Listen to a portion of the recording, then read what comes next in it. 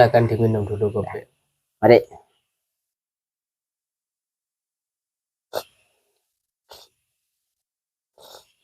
Jadi mengenai asmara antara sesama makhluk, berarti bisa kita terhadap sesama laki-laki, kita bisa ada perasaan jatuh cinta ke lawan jenis, ataupun perasaan cinta kita kepada benda, karena benda juga makhluk.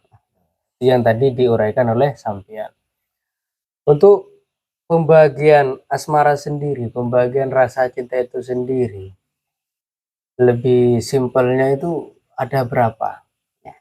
Ya karena tadi cinta itu luas, maka kita perlu membagi-baginya lagi sehingga kita lebih jelas dan lebih terang mengenal apa itu cinta, Apa itu asmara. cinta?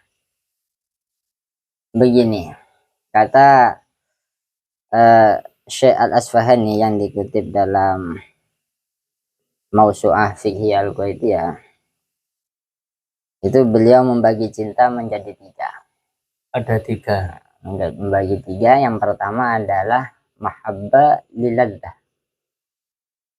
Senang, mencintai sesuatu karena kenikmatan, karena kenikmatan, suatu kelezatan. Beliau contohkan seperti cintanya seorang lelaki kepada perempuannya. Itu jelas di situ orang laki-laki mencintai lawan jenisnya karena murni. Yang pertama, dorongan pertama adalah liladzah, untuk memuaskan diri. Itu keindahan-keindahan yang dihasilkan dari pujaannya. Itu yang pertama. Seperti contoh firman Allah sebagaimana dalam surat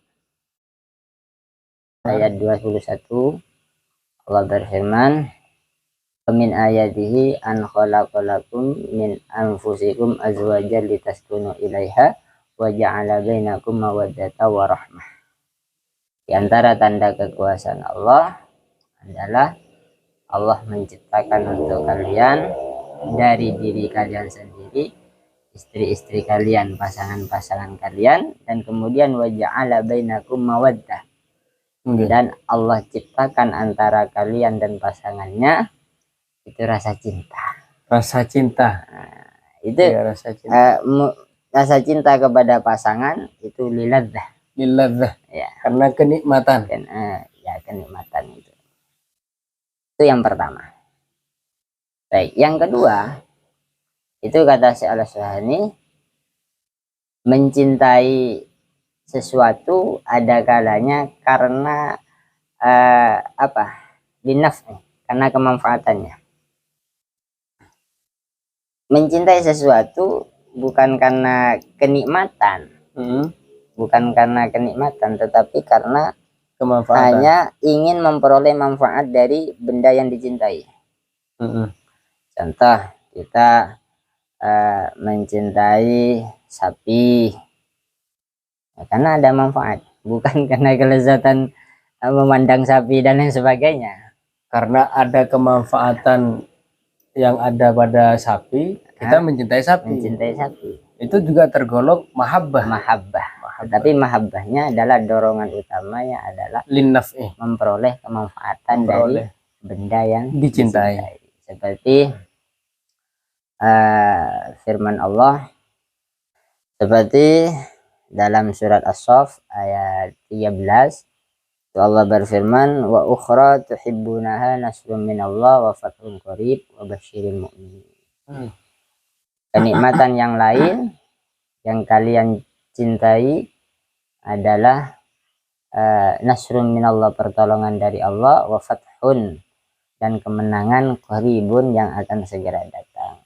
Wa basyiril mu'minin, kabarkanlah hal ini wahai Muhammad kepada orang-orang yang beriman.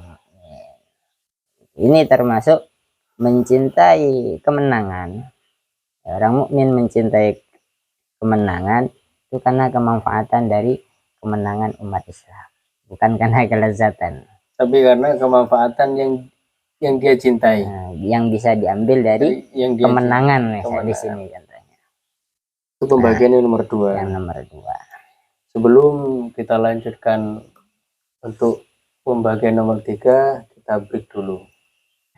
Baik teman-teman, kita lanjutkan kembali pembagian cinta atau asmara yang nomor 3 akan kita bahas akan kita lanjutkan kembali pembagian cinta yang nomor 3. Baik Gus, pembagian cinta yang nomor 3 itu di segmen sebelumnya belum kita sempat sebutkan. Jadi yang pertama ada mahabbah karena kenikmatan, ada mahabbah karena linaf'ih. Jadi tinggal satu. Yang satu itu apa? Ya, baik. Untuk pembagian cinta yang terakhir menurut Imam Al-Asfahani ini adalah mencintai sesuatu karena keutamaan yang dimiliki oleh benda tersebut. Mencintai sesuatu ya, karena keutamaan yang dimiliki oleh yang dicintai, objek yang dicintai. Jadi ada agak beda dengan yang nomor 2 ya. Berbeda. Kalau yang nomor 2 mencintai karena ada manfaat yang diperoleh dari yang dicintai. Kalau yang nomor 3 mencintai karena ada keutamaan dari yang dicintai. Contoh seperti kita mencintai orang-orang soleh, mencintai para ulama, karena keulamaannya lah, karena keutamaan yang ada pada diri mereka, sehingga kita mencintai mereka.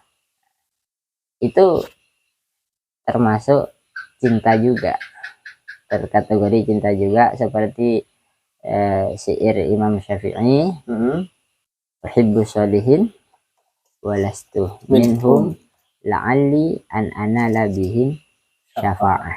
Itu kata beliau, saya bukan termasuk orang-orang soleh, saya bukan golongan orang soleh, namun saya mencintai mereka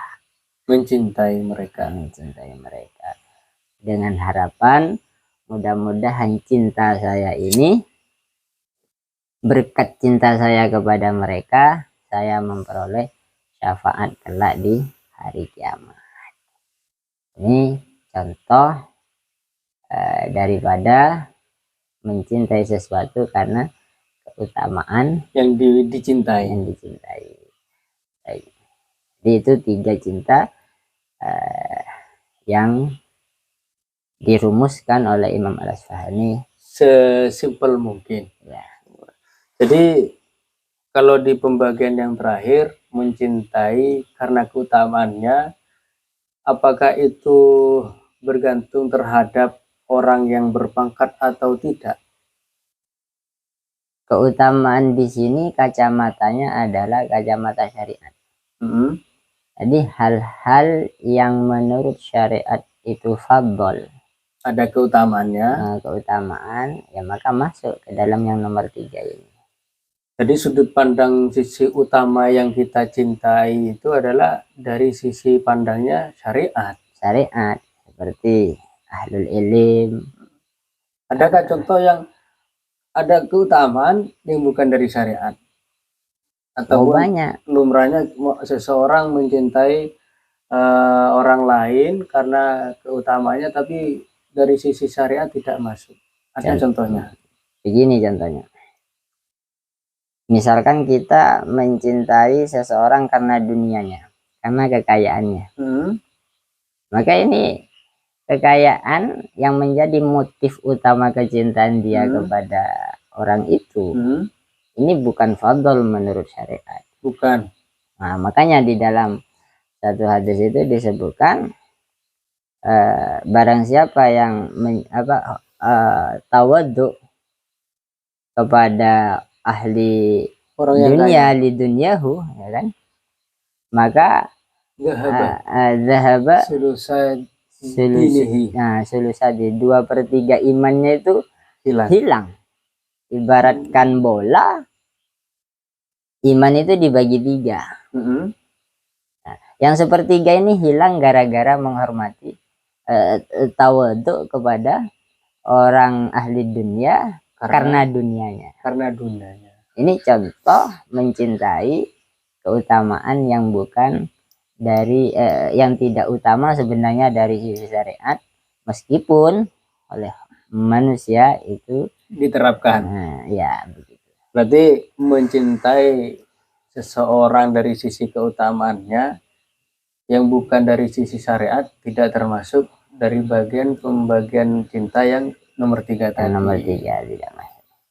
Nah, ketika seperti halnya sudah masyhur terjadi, kita mencintai seseorang yang secara sudut pandang syariatnya itu tidak masuk, apakah ada solusi? Baik. Untuk alangkah lebih baiknya bagaimana agar cinta kita ini tidak keliru?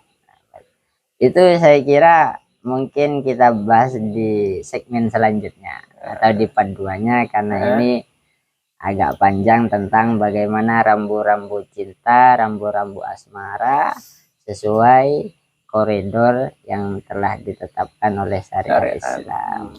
Silakan simak terus, jangan sampai terlewat. Biar kalian tidak galau terus atau bucin terus. Jadi penempatan cinta itu harus tepat agar kepuasan diri di dalam berbahagia itu terasa nikmat. Ataupun kalaupun kita berasa jauh dengan ide kita tidak gelisah. Kan seperti itu gitu. Tersalurkan ke jalan yang benar. Tersalurkan ke jalan yang benar kalau cintanya tepat. Ya. Selanjutnya nanti kita akan bahas lebih jauh tentang asmara di segmen kita, yaitu lifestyle Islami. Kurang lebihnya kami mengundurkan diri, mohon maaf. Semoga ada kemanfaatan. Wassalamualaikum warahmatullahi wabarakatuh.